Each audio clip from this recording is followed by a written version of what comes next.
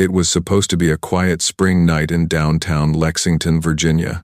The streets had emptied after closing hours, a soft drizzle coating the brick sidewalks, neon signs flickering in the mist. At 8:47 p.m., 4-year-old Elise Carmichael locked the glass door of her boutique, Eden and Elm, turned the key with her usual precision, and smiled to a passing couple on Main Street.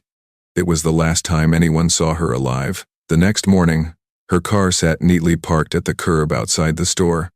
Her purse was still inside. The keys were still in the ignition. But Elise, a self-made businesswoman, beloved in the community for her grace and determination, was gone. Police combed the area, retracing her final steps. In the alley behind her store, they found one of her high heels lying sideways in a puddle, the only thing out of place in an otherwise immaculate scene. A nearby bank's security camera, which should have shown Elise walking toward her car, had its footage partially erased between 8:40 and 9 p.m. Someone had deliberately wiped it. As days turned into weeks, whispers filled Lexington's narrow streets. Was it a jealous rival, a secret affair, or something even darker, rooted in the quiet desperation of small-town business politics? For decades, the case haunted everyone who'd known her, until 2021, when a long-forgotten cigarette butt found in her office revealed a DNA match that would shatter the illusion of who Elise truly trusted. Who was the man behind that match? And what had really happened inside that boutique on that quiet Virginia night? If stories like this grip you like they do me, hit that like so more true crime lovers can find it. Comment where you're watching from. You're part of this true crime family now. And subscribe, it fuels this channel to bring you more stories just like this one. To understand what really happened that night, we need to go back to where it all began. In the spring of 1990, Lexington, Virginia, was a picture-perfect college town, historic brick facades, church bells echoing from the hills, and a main street where everyone knew everyone else. It was the kind of place where people left their doors unlocked, and where a woman like Elise Carmichael seemed to belong perfectly. Elise was 34, sharp, driven, and respected. After a decade of working in Richmond's fashion industry, she'd returned home to open Eden and Elm, a boutique that quickly became the pride of downtown. Her clientele loved her for her taste and her kindness. Behind the scenes, though, Elise's success had drawn envy. Other store owners whispered about how she'd come in from the city and taken over the best stretch of Maine. On the night of May 16, 1990, Elise stayed late to finish an inventory update before an upcoming trunk show. She called her younger sister Dana, around 8:30 p.m., just a quick check-in to say she'd be home soon. Dana later described her voice as calm, but tired. At 8:47 p.m., surveillance footage from a bank across the street caught Elise locking her shop door and adjusting her purse strap. She turned left toward her car. After that, nothing. The next morning, a bakery owner named Harold Kemp noticed Elise's blue Volvo still parked at the curb. He found it odd. Elise was always punctual. When she hadn't opened her store by 9 a.m., he called the police. Officers arrived to find her purse in the passenger seat, keys dangling from the ignition. There was no sign of a struggle inside the car. Her boutique, too, appeared untouched, register balanced, lights off, alarm set. The only irregularity was the back door. It was locked, but the latch looked slightly bent, as if someone had forced it recently and then repaired it. A search began immediately. Dozens of volunteers combed nearby woods and creeks. Helicopters swept the outskirts of town, but there was nothing. That evening, police discovered a single black high heel lying in an alley behind the store. It was a designer brand Elise carried in her shop and a match for what she'd been wearing. The shoe had faint scuff marks and a small crack on the heel, as if it had snapped during a fall. Investigators focused on the 15-minute gap between the last sighting and the time her car was found. Someone had intercepted her in that small window. They questioned everyone close to Elise: her sister, her boyfriend, her employees, even regular customers. Dana broke down repeatedly, insisting Elise had no enemies. But one name kept surfacing: Tom Riggins, a handyman Elise had hired to repair shelving and lighting a few months prior. He'd done odd jobs around several shops downtown. He was quiet, a little intense, and had once made Elise uncomfortable by showing up after hours. She'd mentioned it casually to a friend but brushed it off. Police interviewed Tom 2 days after the disappearance. He claimed he was home watching TV with his girlfriend. The girlfriend confirmed it. There was no physical evidence linking him to Elise or her store. He moved out of town shortly afterward. With no suspects, no body, and no clear crime scene, the investigation began to stall. The FBI briefly assisted, but without ransom demands or credible leads. They too withdrew. Local news called it the Lexington Lady Mystery. For months, Elise's face was everywhere: missing posters, milk cartons, evening broadcasts. But as the summer of 1990 faded, so did the attention. By fall, the boutique had closed. Dana, unable to walk past her sister's storefront, moved to North Carolina. Elise's parents stopped giving interviews. "It's like she just evaporated," one officer said. Still, there were small, chilling details that refused to fade. One detective, Sergeant Nolan, never forgot that erased surveillance tape. The technician confirmed the missing section wasn't a malfunction. Someone had physically overwritten the footage between 8:40 and 9 p.m., the same 20-minute span Elise vanished. Who had access to that system? The bank's security contractor, a man named Greg Mallory, insisted he'd never seen anything suspicious. But Nolan's gut told him otherwise. He requested a list of all maintenance work done that week and discovered an unsigned repair log dated May 17th, the day after Elise went missing. The handwriting didn't match Mallory's. When he brought this up to his supervisor, he was told to focus on real leads. The department was under pressure, and without concrete evidence, speculation wasn't enough. Nolan filed the note away, a quiet frustration that would linger for decades. By winter, the case went cold.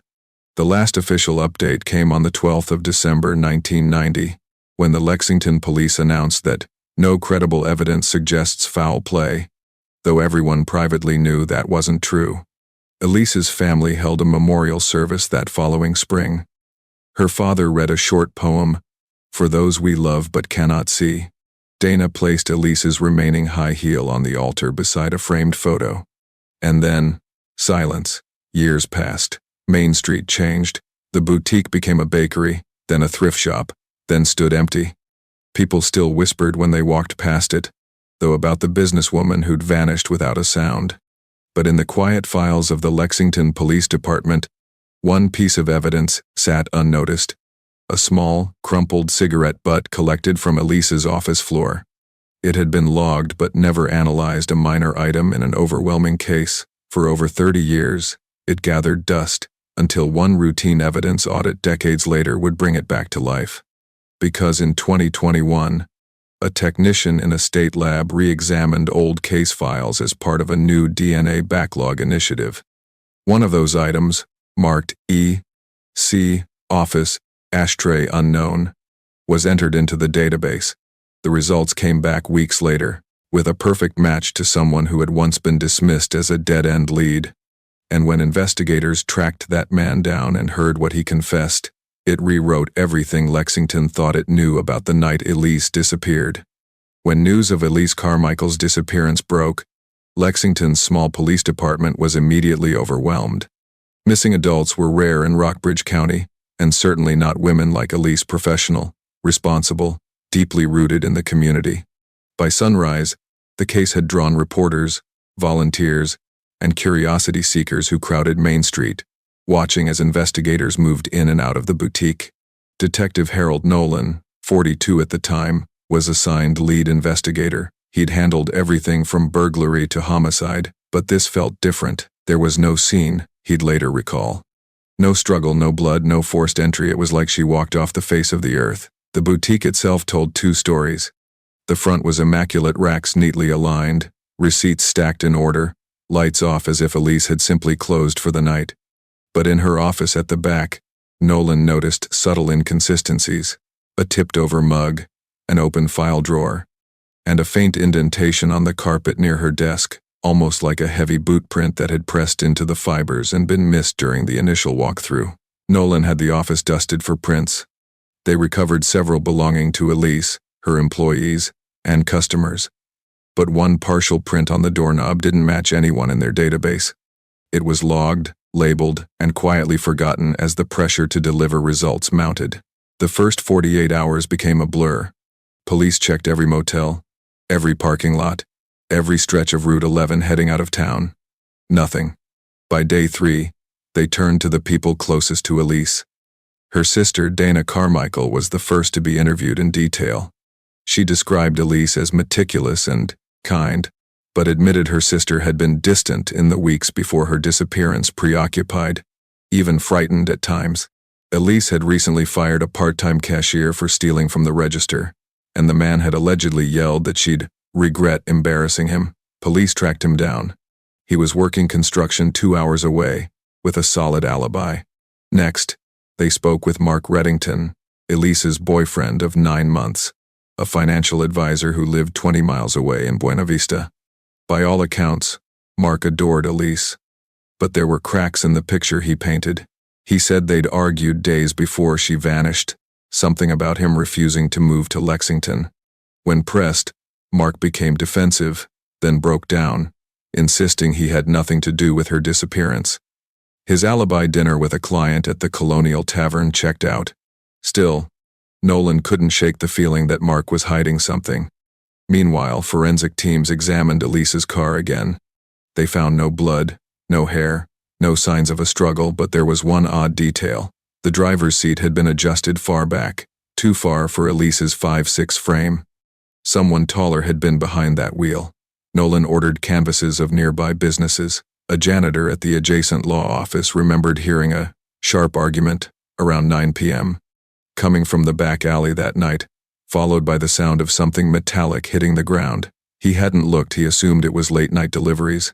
His statement matched the timeline perfectly but offered no clear suspect. Then came the high heel. It was confirmed as Elise's. Its position, 15 feet behind the store, made no sense. If she'd simply tripped, she would have been seen or heard. But there were no footprints, just the faint impression of tire tracks leading out of the alley. The discovery reignited attention. The Richmond Bureau of Forensic Science was brought in to analyze fibers from the heel and the ground around it. They found nothing useful, no DNA, no foreign fibers. The drizzle that night had washed away almost everything. By week 2, frustration had set in. Rumors flooded the town.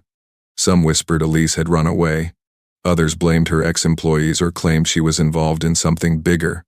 None of it led anywhere. That's when the name Tom Riggins surfaced again. Tom had done repair work in Elise's shop earlier that year, shelving, light fixtures, small electrical jobs. He was polite but had a temper when corrected, according to other business owners.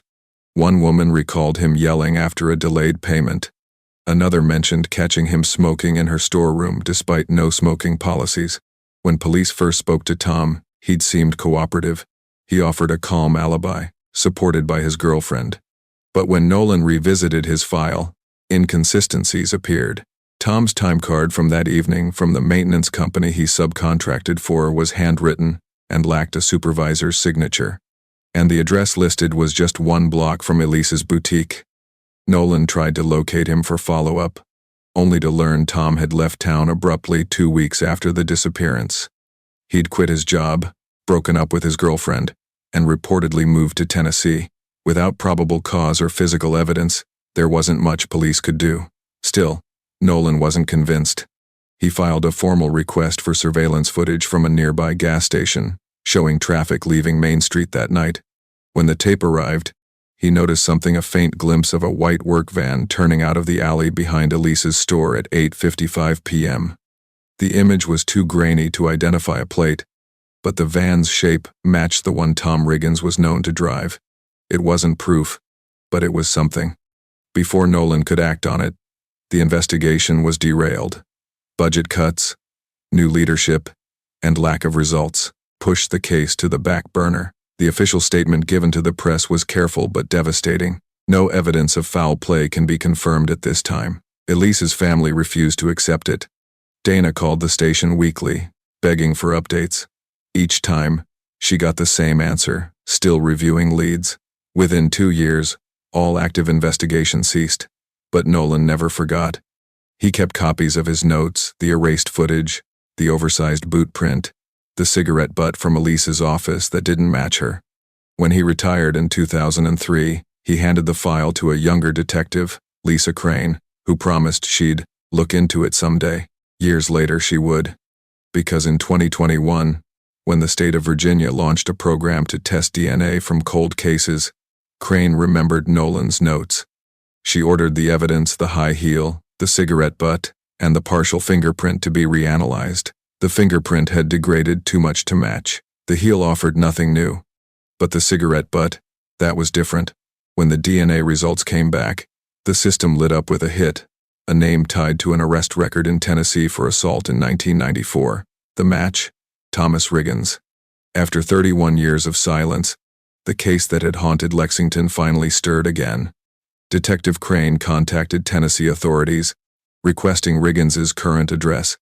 He was living quietly under a slightly altered name, Tom Riggs, working as a groundskeeper at a rural estate outside Chattanooga. When she knocked on his door, the look on his face told her everything. Still, nothing could have prepared her for what he said next. For more than 3 decades, the case of Elise Carmichael existed like a ghost in the Lexington police archives. A cardboard box of faded notes, unlabeled tapes, and the occasional hopeful memo stapled to the front. Revisit with new tech. Every few years, a new detective would pull it down, flip through a few, and photos of Elise's smiling face, then close the file again. No body, no suspect, no answers. By the late 1990 seconds, the case was practically folklore in Rockbridge County. Teenagers dared each other to walk the alley where Elise's heel was found. Local business owners told newcomers about the woman who disappeared without a trace. Even the building that once housed Eden and Elm was whispered to be cursed. Every business that opened there seemed to fail. For Elise's family, time didn't heal. It calcified the grief. Her parents both passed away within a few years of each other, never knowing what happened to their daughter. Her sister Dana tried to rebuild her life in North Carolina. She got married, had 2 children, but she carried the absence like a scar. Every time I saw someone who looked like her in a crowd, she told a reporter years later, for half a second I believed she'd just come home. Detective Harold Nolan retired in 2003, still haunted by the case that had slipped away. Before turning in his badge, he handed his personal notes to a young officer named Lisa Crane, a meticulous rookie who had once interviewed him for a college project on unsolved crimes. "You're smart," Nolan told her. "One day you'll have the tools I didn't." It would take 18 years for that prediction to come true. By 2021, Crane had climbed the ranks to lieutenant.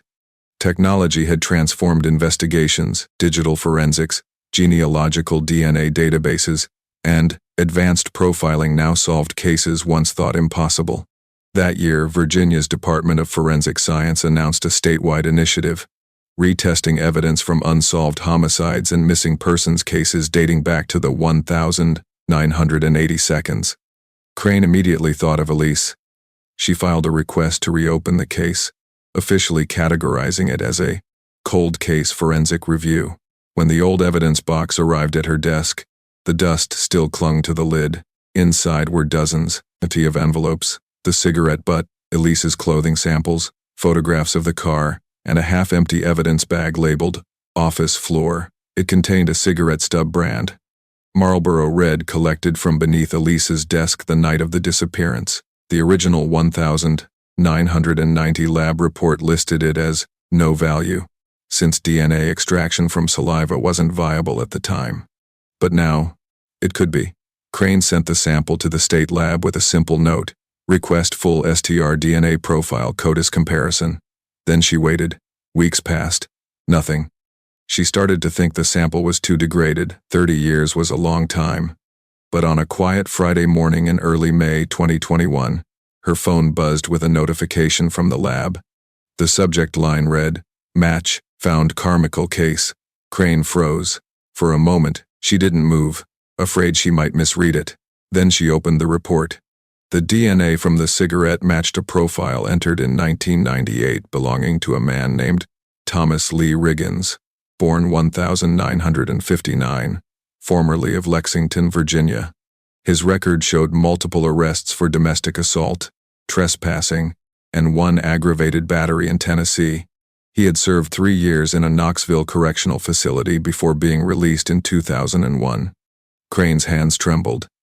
She checked the date of the first arrest, 1994, 4 years after Elise disappeared. Nolan's instincts had been right all along. She picked up the phone and called him.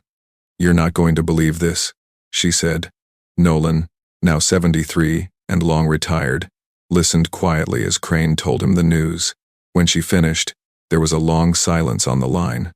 Then he said softly, "Get him, Lisa. Get him before he slips away again." The next week, Crane and 2 federal marshals drove south to Chattanooga, Tennessee. Riggins was living under the name Tom Riggs, working as a groundskeeper at a private estate outside the city. He lived alone in a small trailer on the property, no wife, no kids, just a dog and a few old tools. Crane's heart pounded as they pulled up the gravel drive.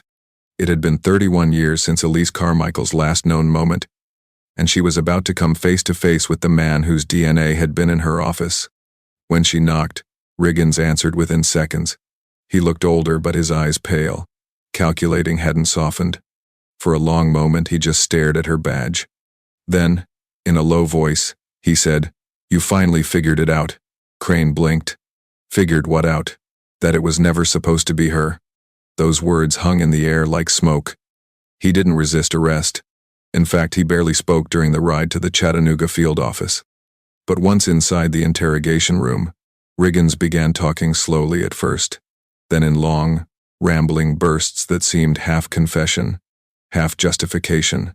Crane recorded every word. He claimed he'd been used, that Elise had gotten in the way of something she wasn't supposed to see. When pressed for details, he deflected. "She came in late that night," he muttered. "I didn't plan for her to be there." Crane asked if anyone else had been involved. He smiled faintly. "You wouldn't believe me if I told you." His version of events was fragmented, often contradictory, but one detail was chillingly consistent. He said Elise had confronted him in her office that night after finding him tampering with something near the back door. "She asked too many questions," he said. "I told her to forget what she saw." Crane knew this wasn't a random abduction. Something deeper was buried under Riggins's words. For the first time, investigators had a living suspect admitting partial involvement, but without a body, they still couldn't charge him with murder. Riggins's tone suggested there was more he hadn't revealed. As the interview went on, he began mentioning a delivery and someone who owed a lot of money. Elise, he implied, had stumbled upon something inside her store that night, something she wasn't supposed to. Crane needed proof. She requested a warrant to search Riggins's old property records and employment files from the 1990 seconds. What she found next reframed everything. At the time of Elise's disappearance, Riggins had been subcontracted by a local logistics firm, one owned by Mark Reddington's cousin. The boyfriend who'd once been considered cleared wasn't so far removed from the suspect after all. It was the first concrete thread connecting Elise's personal and professional worlds. And as Crane tugged at it, an entirely new picture of that night began to emerge, one involving debts, deception, and a chain of events that went far beyond a single missing woman.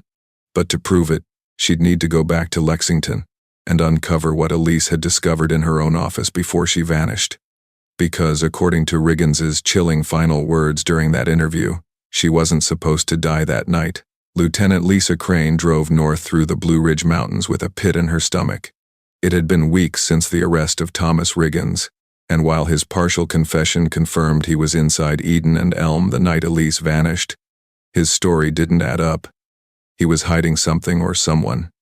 Riggins had said, "It wasn't supposed to be her." Those 6 words echoed in Crane's mind. If Elise wasn't the intended target, then who was? And what could have drawn a man like Riggins, a handyman with no clear motive, to that boutique after hours? Crane's instincts told her the answer was buried in Elise's personal life, specifically her business dealings. So, she went back to Lexington, determined to see what 30 years of dust had hidden. When she arrived, the old storefront still stood, its faded for lease sign creaking in the wind. The building's bricks had darkened, but the layout remained the same. The display windows, the narrow corridor, the back office where Elise had last been seen alive. Crane got permission from the property owner to conduct a new forensic sweep. As she stepped into the office, the air felt heavy, still. She ran her fingers along the old paneling. That's when she noticed something strange, a thin seam in the back wall, slightly uneven, like it had once been patched in a hurry. She called in a forensic technician. When they pried away the drywall, they uncovered a sealed compartment roughly the size of a shoebox, lined with plastic. Inside were two things: an old ledger book and a small brown envelope marked confidential. The ledger was filled with numbers and initials, cash amounts, delivery dates, and strange notations like MR and TR. The handwriting wasn't Elise's. It matched Riggins's employment forms from 1990. The envelope contained copies of invoices all issued to Eden and Elm, but the products listed were wrong. Instead of clothing or accessories, they listed machinery parts, auto components, and ceramic supplies. Crane took everything back to her temporary field office. Within days, a pattern emerged. The deliveries happened late at night, always on Wednesdays, always through the alley entrance. Elise's boutique had been used as a drop point. The company handling those shipments, Redmont Logistics, based out of Roanoke, owned at the time by Henry Reddington, cousin of Elise's boyfriend, Mark. It explained the strange familiarity in Riggins's confession. He wasn't acting alone. He'd been hired to move packages through the store without Elise's knowledge. When she caught him, she threatened to report it, and someone decided she couldn't. Crane reached out to Mark Reddington, now a 58-year-old financial advisor still living in Virginia. He answered her call politely but nervously.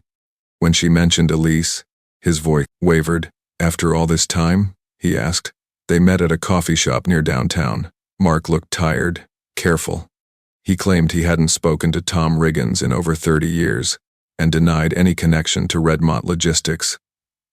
But when Crane placed copies of the falsified invoices in front of him, his composure cracked.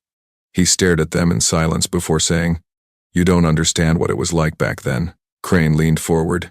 "Then, help me. What was going on?" Mark hesitated, then whispered, "It wasn't supposed to be Elise who found out."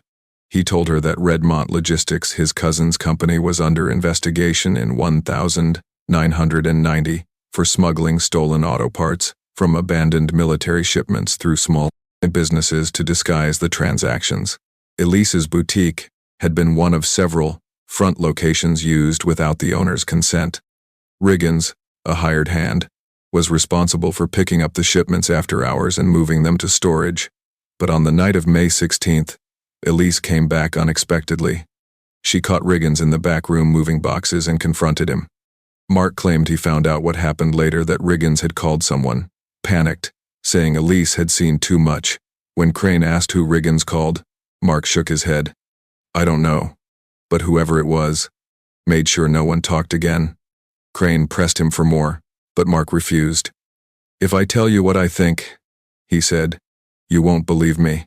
You'll need proof." He was right. Without physical evidence or a body, everything was still circumstantial. Crane decided to confront Riggins again. Back in Chattanooga, she sat across from him in a stark interrogation room. When she mentioned the hidden ledger, Riggins smiled faintly. "So you found it," he said.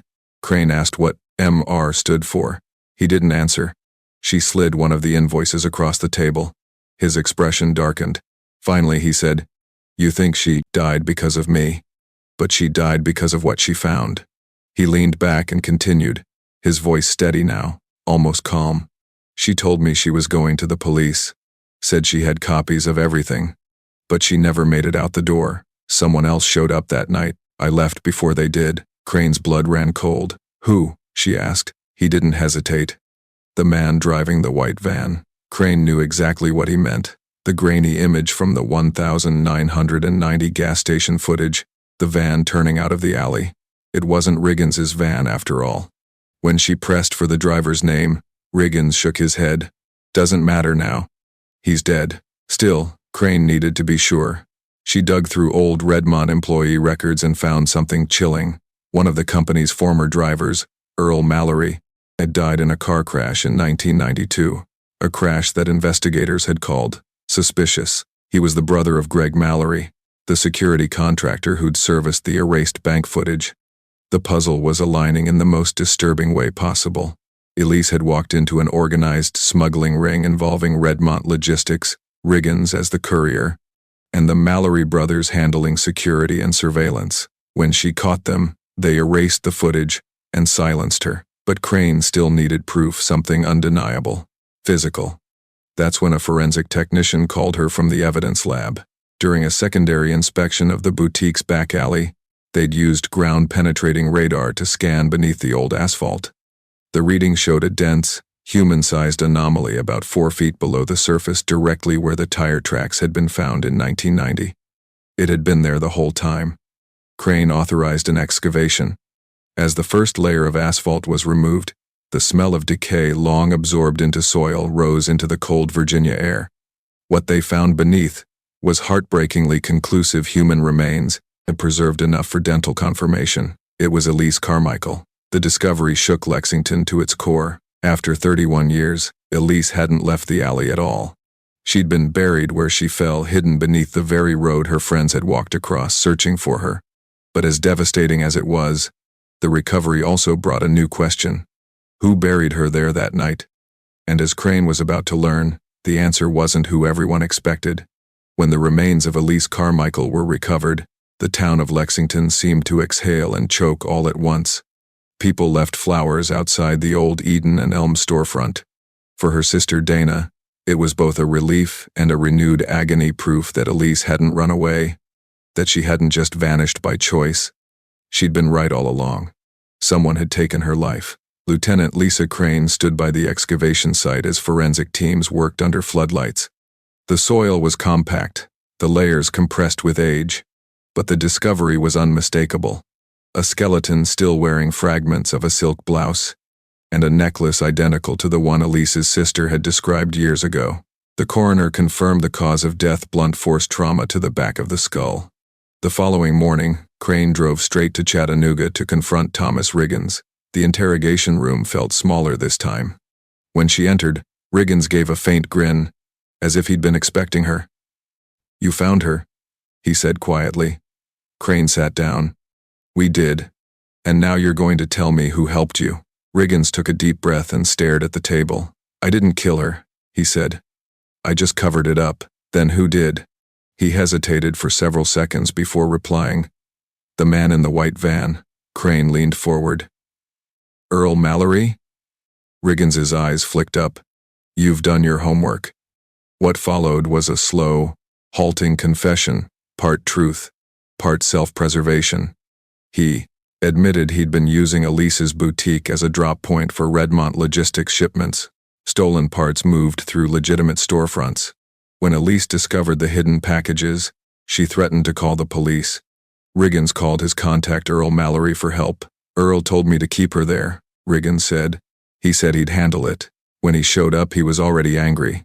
Said this was going to mess everything up." She started yelling, and Riggins stopped, swallowed hard, and finished softly. "He hit her." According to Riggins, the blow was instantaneous. Elise fell, hit her head on the metal desk, and didn't move again. Riggins claimed he panicked, but Earl took control. "He told me to get the van. We wrapped her in a tarp, dug behind the alley, and buried her. He said nobody would ever find her if we paved over it by morning, and he was right." Crane asked why he'd never confessed earlier. His answer was chilling. "Because Earl wasn't the one really in charge." She frowned. "Then who was?" Riggins leaned back, eyes distant. "You think small-town crooks run an operation like that?" "No. Someone with money, someone who could make a call and get a security feed erased without question." Crane immediately thought of the erased bank footage, the one thing that had never made sense. "You're talking about Greg Mallory, the security contractor." Riggins didn't answer, but his silence said enough. Greg had covered up his brother's involvement, deleting evidence, falsifying repair logs, and ensuring the footage of the alley was gone. When Earl died 2 years later in a car accident, Greg had closed the circle. But there was still one more thread. Crane couldn't ignore Mark Reddington, Elise's boyfriend. Riggins's confession had tied Redmont Logistics to the smuggling ring, and Mark's cousin had owned the company. Yet Mark had claimed he knew nothing. When Crane confronted him again, armed with the full confession and the ledger from the hidden wall, his facade cracked completely. "I didn't know they'd hurt her," he said, shaking. "I swear to God I didn't know." He explained that Elise had called him the night she disappeared. She'd found the false invoices and realized her store was being used for illegal shipments. Mark told her he'd look into it. Instead, he called his cousin, Henry Reddington, asking what was going on. Henry, panicking, contacted Greg Mallory to clean up the situation. Within hours, Elise was dead. Mark's decision that one phone call had set the chain of events in motion. He hadn't swung the weapon, but he had set the system in place that made her death possible. Crane brought the evidence to the Commonwealth's attorney. Riggins was charged with accessory to murder and concealment of a body. Greg Mallory, still living quietly in Salem, Virginia, was arrested weeks later after investigators discovered falsified work orders and correspondence linking him to Redmont's operations. When Crane visited him during questioning, Greg refused to admit anything outright, but at one point, he said something she never forgot. "Everyone has a price," he murmured. "Even people who look like angels." The trials took nearly a year. The courtroom was packed every day. Reporters, locals, even former detectives who had long since retired. Dana Carmichael sat in the front row, clutching her sister's photo. Riggins accepted a plea deal, 20 years for cooperation and full testimony. Greg Mallory received life without parole for obstruction, conspiracy, and accessory after the fact. The investigation into Redmont Logistics unraveled further, revealing a decade-long network of fraud and theft spanning multiple states. Henry Reddington fled the country before charges could be filed. As for Mark Reddington, prosecutors ultimately declined to pursue criminal charges due to insufficient evidence of direct involvement, but his life never recovered. His business collapsed, his license was revoked, and he left Lexington for good. When the verdicts were read, Dana wept silently. After 31 years, justice, imperfect but real, had arrived. In the months that followed, Crane visited Elise's grave often. There were still questions she couldn't answer: who had first chosen Elise's store, whether Henry had ordered her death directly, and how many others had known. But she'd learned something Nolan once told her was true. In every cold case, justice doesn't come all at once, it comes in pieces. One evening, as the sun set over the Blue Ridge horizon, Crane sat in her car outside Eden and Elm. The storefront had been restored, the alley repaved, the ghost of its past finally at rest. She pulled out Nolan's old notebook from the passenger seat. On the first page, written in faded pen, were his words: "Cases don't die, people do. Truth just waits for the right eyes to see it." Crane closed the notebook and whispered to herself, "You were right, Harold. She never really left us." In 2022, the Commonwealth officially closed the file on the disappearance of Elise Carmichael, now reclassified as a homicide solved. For Lexington, it ended a story that had haunted the town for a generation. For Dana, it meant her sister could finally rest. And for Lisa Crane, it was a reminder that some ghosts aren't supernatural, they're just unsolved. The trial of Thomas Riggins and Greg Mallory marked the end of a long and painful chapter in Lexington's history. But the aftermath was far from simple. The story of the vanishing of Elise Carmichael spread across the state news outlets revisiting the haunting details of the case, podcasts dissecting the chain of corruption, and old acquaintances of Elise coming forward with long-buried memories. For those who had lived in Lexington in 1990, it was like reopening an old wound that had never properly healed. People began to realize that Elise's disappearance had been more than a mystery. It had been a mirror reflecting how easily truth could be buried under fear, power, and silence. At her gravesite, a modest marble headstone was placed beside her parents. It read simply, "Elise Margaret Carmichael, 1956, 1990.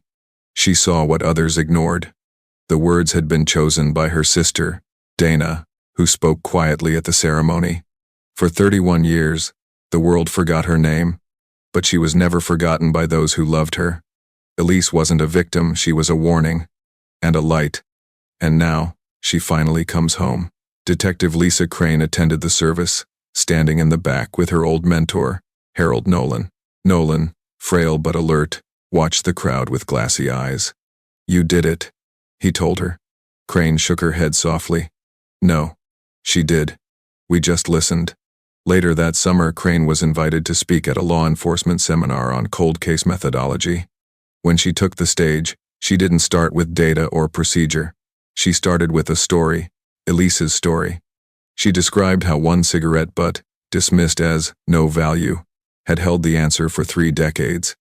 How the erased tape, the bent latch, and the missing heel were never just coincidences, they were signposts in a trail that time had almost erased. Her closing line silenced the room. What failed Elise wasn't technology, it was attention. Every piece of evidence was there. We just stopped looking before the story was finished. The applause that followed was quiet, respectful, not for her, but for the woman whose name had finally been cleared of rumor and mystery. Months later, Crane returned to Eden and Elm, now reopened as a small artisan gallery. The new owner, a young artist, had kept the original floors and display layout but hung a framed plaque near the register. It read, "Dedicated to the memory of Elise Carmichael, a woman who never stopped building something beautiful." Crane walked through the space slowly, letting her hand brush the walls that once hid secrets and ledgers. In the back office, sunlight now streamed through the window where dust used to settle. She imagined Elise there, counting receipts, adjusting displays, living her quiet, determined life before it was stolen from her. That evening, Crane met Dana at a small diner outside town. Over coffee, they talked about Elise, her laugh, her stubbornness, the perfume she wore. Dana told her that for years she'd dreamed of Elise standing by the boutique window, looking out but never turning around. The dream stopped after they found her, she said. "Maybe that's what peace feels like," Crane smiled. "Maybe she was waiting for you to know." They sat in silence for a long time after that, 2 women bound by a story that had started long before either of them realized its reach. As time passed, the case became a touchstone in law enforcement training, cited as an example of the importance of preserving every piece of evidence, no matter how small. The Virginia Cold Case Initiative credited Elise's case with helping secure funding for statewide forensic modernization, and in 2023, the governor issued a formal commendation to Lieutenant Lisa Crane and retired Detective Harold Nolan for outstanding dedication in pursuit of truth and justice in the Carmichael investigation. When Crane accepted the honor, she thought about the strange irony that Elise's legacy wasn't just the tragedy of her death, but the lives that might now be saved because of it. Yet even as the case faded from headlines, some nights Crane still woke up thinking about the finer details. The way Riggins said, "It wasn't supposed to be her. Who was it supposed to be?" Was Elise's discovery a random tragedy or the result of a chain of deliberate, hidden choices? Those questions, and would never fully leave her. But she'd come to understand something Nolan had told her years ago. Closure isn't an ending, it's an understanding you can live with. On the 32nd anniversary of Elise's disappearance, Crane drove back to Lexington alone. It was dusk, that same soft Virginia light that had blanketed the town the night Elise locked her store for the last time. She parked by the curb, stepped out, and walked to the alley. The pavement was new, smooth and dark, but the air still carried a faint trace of memory. She placed a single white rose by the wall and whispered, "You're free now." A breeze lifted, scattering a few petals across the ground. For the first time, Crane didn't feel the case pressing on her shoulders. She felt gratitude for Elise, for Nolan, for the stubborn belief that truth, even buried, doesn't die. She turned back toward Main Street. The neon sign of a cafe flickered on. People laughed in the distance, and the town of Lexington, once haunted by its silence, finally sounded alive again. Elise Carmichael's disappearance haunted a small Virginia town for more than 30 years. It wasn't a ghost story, it was a story about corruption, silence, and the fragile thread that connects truth to time. One overlooked cigarette butt, one retired detective's notes, and one lieutenant's persistence, that's what it took to bring her home. So the next time you hear about an unsolved case, remember this. Sometimes, justice doesn't come fast. Sometimes, it waits quietly. patiently, for someone who refuses to stop looking. If stories like this move you like they do me, hit that like so more true crime lovers can find it. Comment your thoughts. Do you believe Riggins was telling the full truth? And subscribe to keep these real stories alive, because sometimes remembering is the only justice left.